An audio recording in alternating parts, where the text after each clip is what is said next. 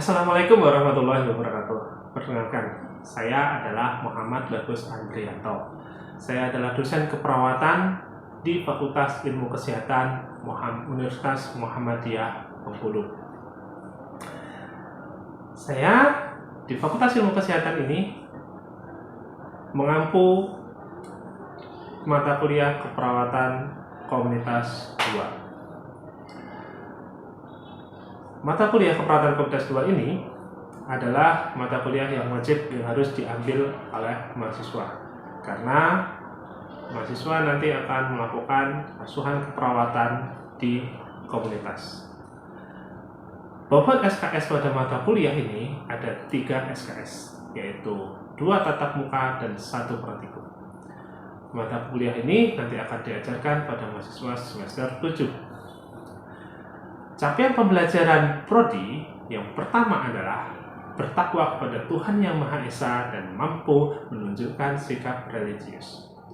Yang kedua, menjunjung tinggi nilai kemanusiaan dalam menjalankan tugas berdasarkan agama, moral, dan etika.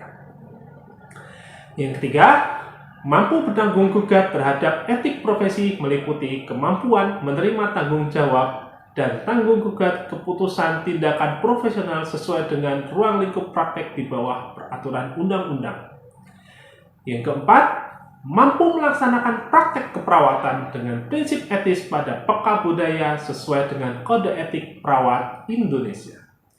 Yang kelima, memiliki sikap yang menghormati hak privasi, nilai budaya dianut oleh martabat klien, menghormati klien, dan memilih dan menentukan sendiri asuhan keperawatan dan kesehatan yang diberikan. Yang keenam, menguasai konsep, prinsip, dan etik penyuluhan kesehatan sebagai bagian dari upaya pencegahan penularan penyakit pada level primer, sekunder, dan tersier. Yang ketujuh, mampu memberikan asuhan keperawatan pada area spesialis keperawatan komunitas termasuk keluarga sesuai dengan delegasi dari nurse spesialis.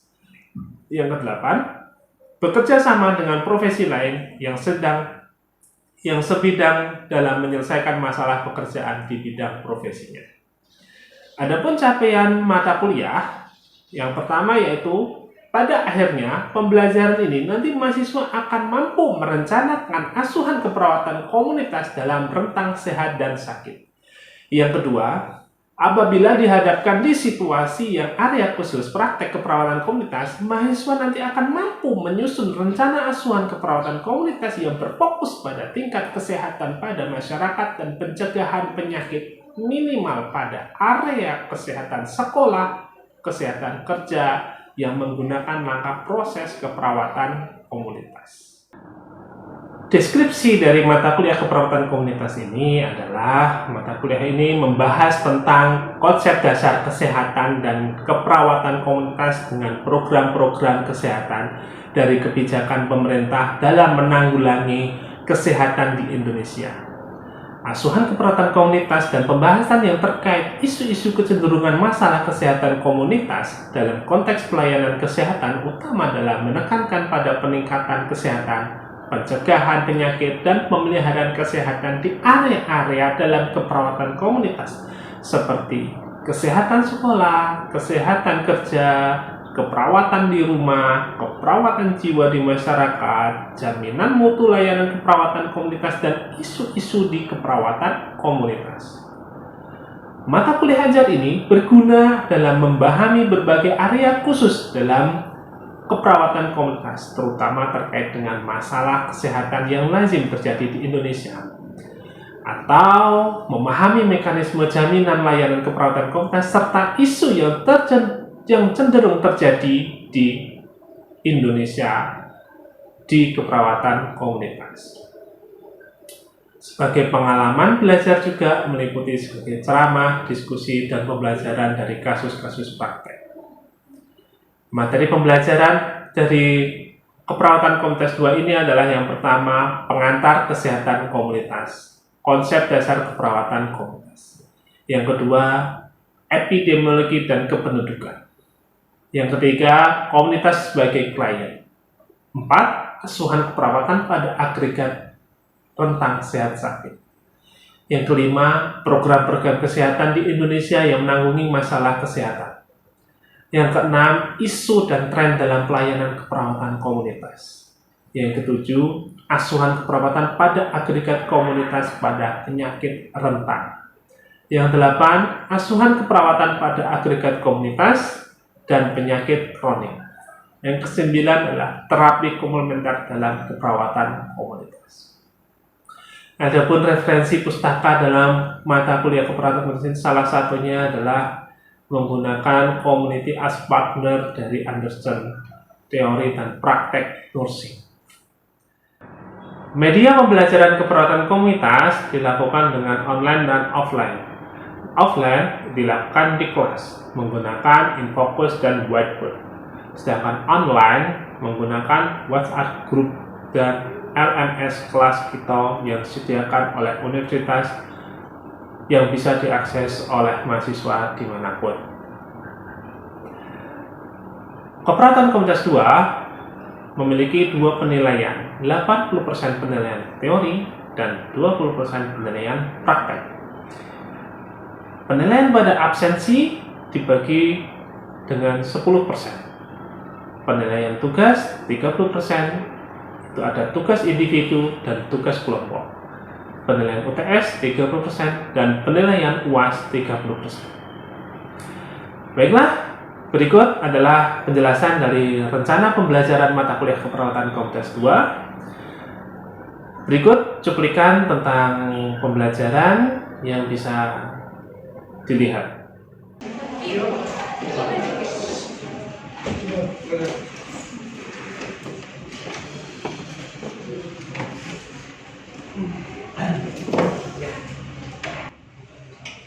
Assalamualaikum warahmatullahi wabarakatuh. Waalaikumsalam warahmatullahi wabarakatuh. Gimana kabar teman-teman, sehat? Alhamdulillah sehat. Ya. Teman-teman, hari ini kita akan kuliah tentang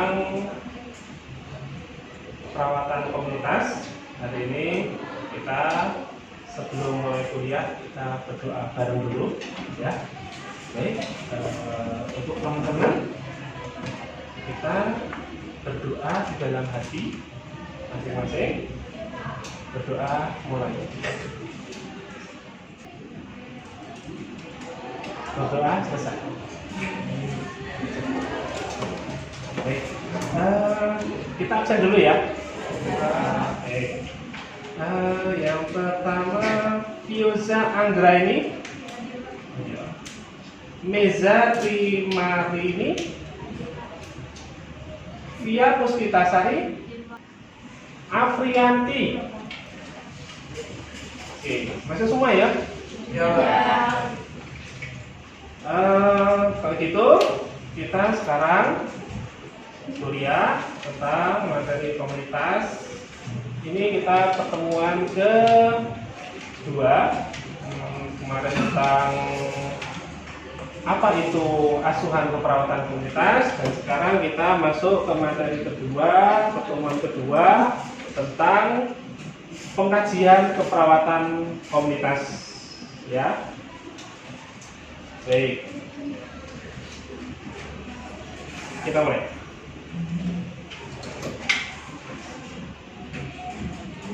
Nah, nanti di keperawatan komunitas pembelajaran ini kita nanti akan belajar tentang, tujuan belajarnya adalah memahami asuhan keperawatan komunitas. Ya, jadi teman-teman nanti akan tahu bagaimana membuat asuhan keperawatan komunitas di masyarakat. Lalu nanti mahasiswa mampu merencanakan asuhan keperawatan komunitas. Selain membuat, teman-teman juga bisa mampu merencanakan apa yang harus dilakukan saat keperawatan komunitas. Lalu nanti mahasiswa juga mampu menjelaskan asuhan keperawatan komunitas dalam rentang sehat dan sakit, gitu ya. Kita langsung ke intinya adalah yang pertama, karena ini pertemuan kedua, kemarin kita membahas tentang asuhan keperawatan komunitas. Kita buat adalah yang kedua adalah peran dan fungsi perawat komunitas. Perawat komunitas adalah agen perubahan kesehatan atau mereka yang berperan sebagai pemberi asuhan keperawatan langsung, yaitu memberikan perawatan preventif dan promotif.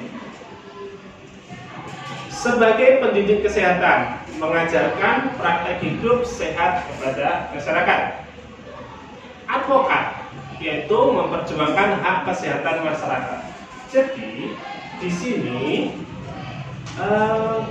kita sebagai perawat komunitas nanti berperan sebagai asuhan keperawatan langsung, yaitu kita memberikan preventif. Preventif itu apa? Pencegahan. Kita memberikan pencegahan dan promotif, promosi. Pencegahan yang dimaksud di sini adalah mencegah dari yang sehat menjadi sakit, yang sakit ya tidak makin sakit, yang sehat makin sehat. Itu promosi. Nah, dengan melakukan pemberian perawatan, kita bisa lakukan promosi. Nanti dalam aspek itu kita bisa berpromosi, ada pendidikan kesehatan.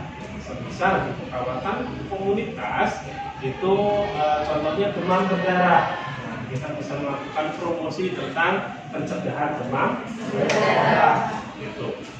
Oke. Sebagai pendidik kesehatan, mengajarkan praktek hidup sehat kepada masyarakat. Kita adalah role model bagi orang lain, ya. Karena perawat itu sebagai role model masyarakat. Nah, oh dia perawat. Nah, jadi harus sebagai role model. Oh dia bagaimana cara menjaga kesehatannya. Jadi bagaimana kita dia bisa dicontoh orang-orang lain. Itu. Advokat memperjuangkan hak kesehatan komunitas. Sebagai advokat itu adalah salah satu fungsi perawat. Sebagai advokat memperjuangkan hak kesehatan komunitas. Di komunitas kadang kesehatan tidak selalu dapat. Misalnya adalah kita nggak dapat informasi tentang kesehatan. Nah, sebagai tugas perawat itu kita memberikan hak masyarakat untuk mendapatkan informasi kesehatan, memfasilitasi. Oke. Nah, etika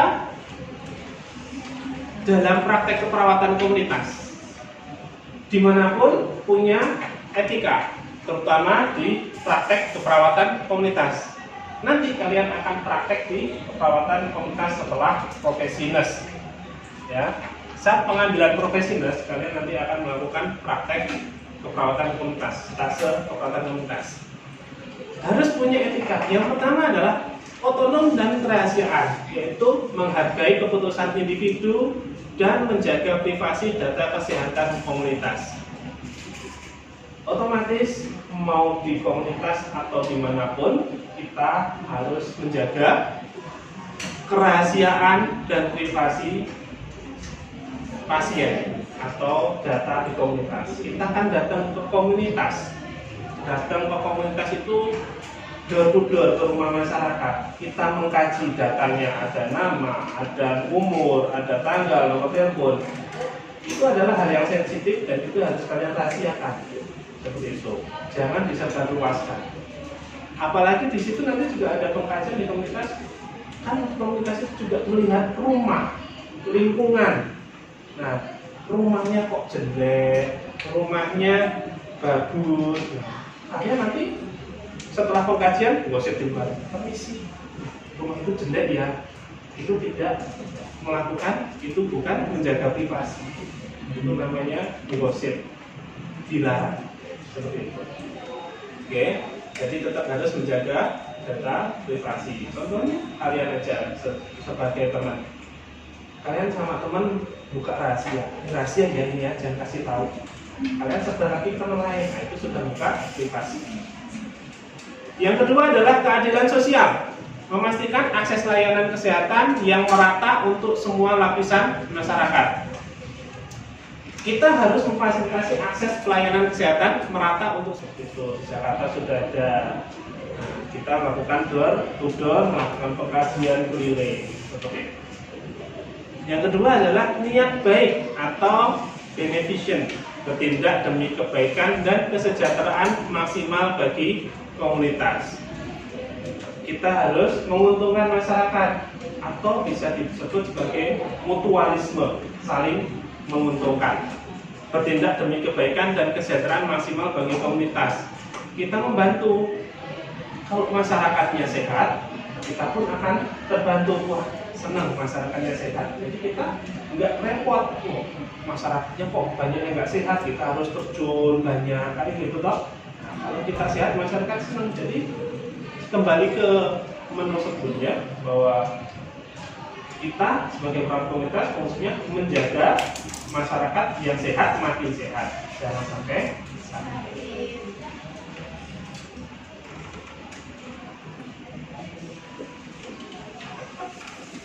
Berikutnya adalah proses keperawatan komunitas atau kerangka kerja. Proses keperawatan komunitas adalah pendekatan sistematis untuk meningkatkan kesehatan populasi dan melibatkan tahapan yang terkait. Di keperawatan kita, mau semua keperawatan KMB, komunitas, perawatan anak, harus melalui tentang pengkajian.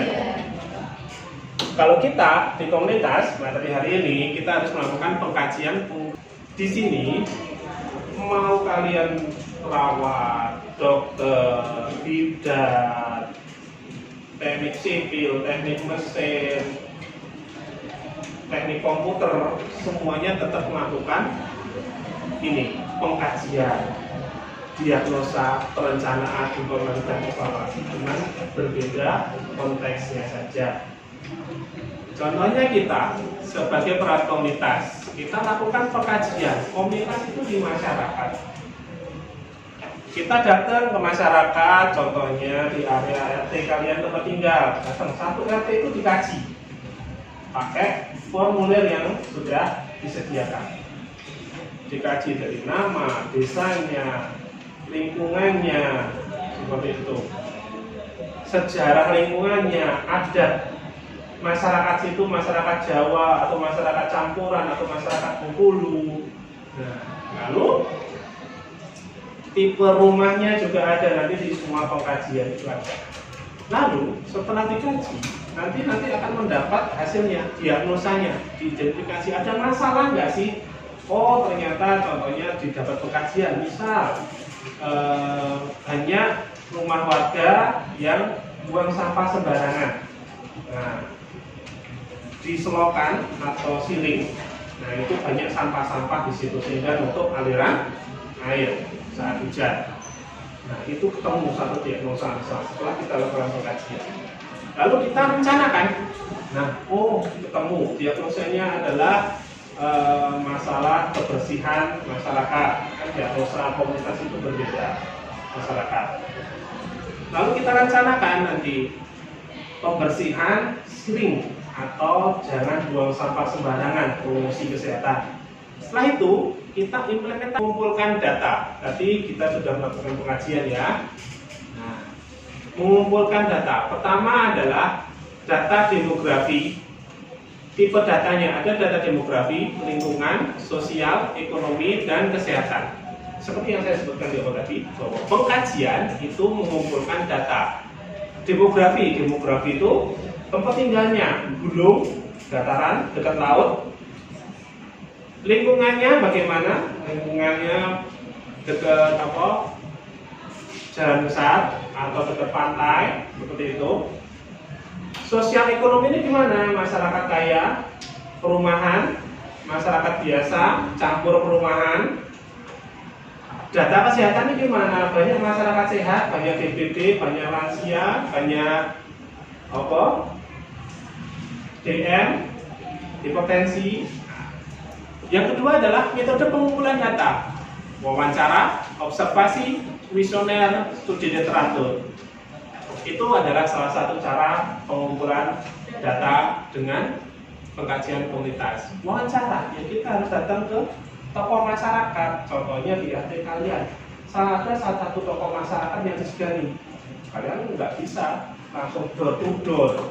Nah, kalian harus datang untuk wawancara, permisi Bapak ke orang yang sebagai orang dipercaya di situ. Observasi, sambil wawancara selesai, kalian observasi, oh rumah ini bagus, lingkungannya bagus, masyarakatnya baik-baik, kayak gitu. Lalu kuesioner itu untuk membantu data kita door to door sambil ngasih kuesioner. Ini Pak kuesionernya, ini Pak dikaji dan ditanya. Lalu studi literatur itu kita mencari literatur jurnalnya untuk memperkuat hasil pengkajian kita. Yang kedua adalah sumber data primer dari komunitas dan data sekunder statistik atau laporan. Data kita yaitu dari komunitas, yaitu tadi data. Tipe data tadi itu adalah sumber data primer. Itu adalah tipe data.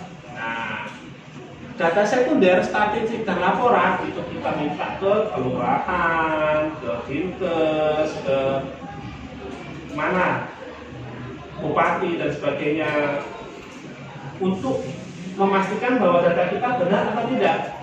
Contohnya data demografi, oh lingkungan situ ada pegunungan, lalu kita cek sumbernya ke data kantor camat, misal benar nggak sih Pak bahwa lingkungan daerah ini pegunungan. Nah, itu.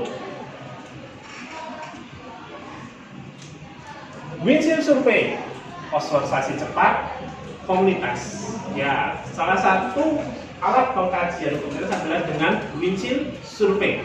Adalah metode pengkajian yang efisien untuk mendapatkan gambaran awal komunitas. Karena gambaran awal, jadi kayak oh lihat gitu aja. Metode pengkajiannya cepat. Contohnya, definisi adalah observasi visual sistematik terhadap karakteristik lingkungan dan sosial dari sebuah komunitas biasanya dilakukan dari kendaraan. Oke, kita gambarkan aja. Windshield survey itu tidak harus dari kendaraan, tergantung lokasinya. Nah, contohnya, windshield survey itu adalah observasi cepat. Ya. Ada masalah nggak atau sumber daya yang ada di masyarakat enggak? Kita dengar rumah penuh misalnya. Oh, dia punya jam bagus, orang kaya ini, motornya bagus, orang kaya kan survei. Gitu. Kalau di masyarakat, kita datang keliling desa satu RT itu keliling rumah-rumah itu dikelilingi. Oh, ini rumahnya bagus, rumahnya jelek. Oh, ini ada siring kotor. Oh, ada rumah yang dekat kandang ayam, rumah dekat kandang sapi. Oh, ada yang bakar sampah. Nah, itu observasi. Lalu fokus observasi kita itu adalah kondisi perumahan, sarana umum, lalu lintas, pola interaksi, tanda-tanda kesehatan penyakit. Ya, kondisi rumah yang kita sebutkan, lihat, oh rumahnya bagus. Lalu sarana umum, ada nggak di situ sarana umum? Angkot, ojek. Sarana umum kan itu apa? Pemadam kebakaran umum nggak? Terus ada dinding, koran dinding, kalau zaman dulu ada. Sekarang masih ada enggak? Lalu lintasnya gimana? Desa itu lalu ada jalan, lalu lintasnya rame enggak? Dekat pasar, dekat jalan raya, jalan kecil. Tuh. Pola interaksi sosial di masyarakat itu dalam berinteraksi sosialnya gimana? Apakah ada kumpul-kumpul baik, sering ngobrol seperti itu, atau kalau di perumahan biasanya kan anda lolo gue. Nah, itu loh. Nah, tanda-tanda kesehatan penyakit ada enggak? Oh, contohnya seperti tadi kondisi perumahan dan lingkungan. Oh, siringnya banyak, rumah dekat peternakan, bersebelahan, dempet sama kandang ayam, kandang sapi, kan itu menjadi tanda-tanda kesehatan atau penyakit. Oh. Oke, langkah-langkah windshield survey yang efektif pertama adalah persiapan. Tentukan areanya dulu. Desa mana?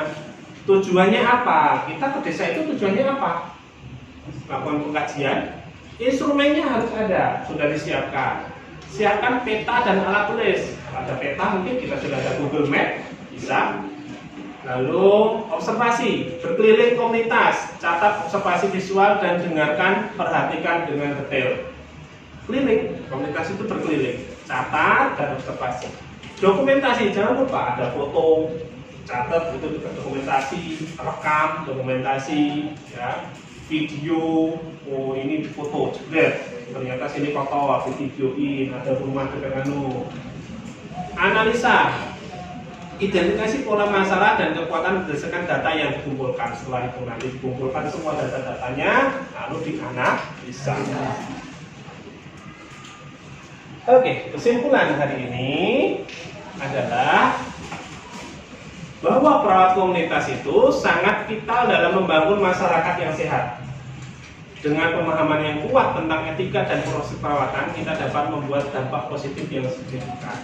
Kita sebagai perawat, entah mau bekerja dimanapun, contohnya misal di puskesmas. Puskesmas itu adalah salah satu perawat yang bekerja di komunitas, karena kita juga terjun ke masyarakat di puskesmas. Kalau jadi di puskesmas itu kita sebagai perawat komunitas itu membangun masyarakat sehat. Jadi kita kadang-kadang di puskesmas itu kan kita melakukan sosialisasi, posyandu. Nah itu kita melakukan penkes dan sebagainya biar masyarakat makin sehat. Seperti itu. Itu tentang materi keperawatan komunitas. Untuk teman-teman ada pertanyaan perawatan komunitas dari materi ini, ada pertanyaan tidak? Silakan. Silakan. Izin bertanya, bagaimana cara perawat komunitas membangun kesadaran untuk masyarakat biar hidup sehat? Bagaimana cara perawat komunitas membangun biar masyarakat bisa hidup sehat? Begitu? Coba dari pertanyaan Mas Karsendo, teman-teman ada yang bisa bantu jawab dulu? Coba, salah nggak apa-apa, namanya juga. Ya, coba. Nanti tak lengkapin. Bagaimana kita sebagai perawat di komunitas membantu biar masyarakat bisa lebih sehat? Begitu? Ya, coba, cek. Ya, Mbak. Beri edukasi. Ada lagi? Yang lain mau nambahin? Penkes. Yang lain? Posyandu. Apa Mas? Posyandu. Posyandu, boleh. Apa lagi? Oke. Baik. Jadi pertanyaan Mas Karselio bahwa bagaimana kita sebagai perawat komunitas, perannya apa perawat komunitas biar masyarakat makin sehat? Pertama, betul, saya tanya dari teman-teman. Pertama adalah edukasi, penkes, terus posyandu. Oke, posyandu itu adalah salah satu alatnya, alat untuk kita melakukan penkes salah satunya. Jadi ada wadahnya, jadi masyarakat nggak bingung kemana sih aku harus berobat, posyandu, gitu loh, biar dekat. Nah, tuh, cara untuk salah satunya seperti itu. Itu ada lagi? Tidak ada? Ya. Kalau gitu saya beri tugas. Tugas teman-teman, lakukan asuhan keperawatan komunitas di sekitar rumah. Gunakan pengkajian prinsip survei. Ya, ketika kalian setelah ini tugas kalian adalah melakukan pengkajian di sekitar rumah teman-teman aja yang dekat. Kalau teman-teman rumahnya di kos ya sekitar kos saja. Seperti itu. Kalau kalian tinggal di satu RT di rumah itu ya sekitar rumah itu, gitu. Terus ringan-ringan saja. Yang penting tujuan di sini, tugas di sini adalah teman-teman paham bagaimana melakukan pengkajian keperawatan komunitas, bagaimana memahami perawatan komunitas dan mengkajinya bagaimana. Terima kasih. Kalau gitu kita tutup acara pertemuan hari ini. Kita ketemu lagi besok pertemuan berikutnya tentang hari ini adalah pengkajian komunitas pertemuan kedua. Pertemuan ketiga besok kita bahas tentang diagnosa, perencanaan dan evaluasi pengkajian komunitas. Kita tutup. Saya ucapkan terima kasih. Kita baca alhamdulillah bersama-sama. Alhamdulillah.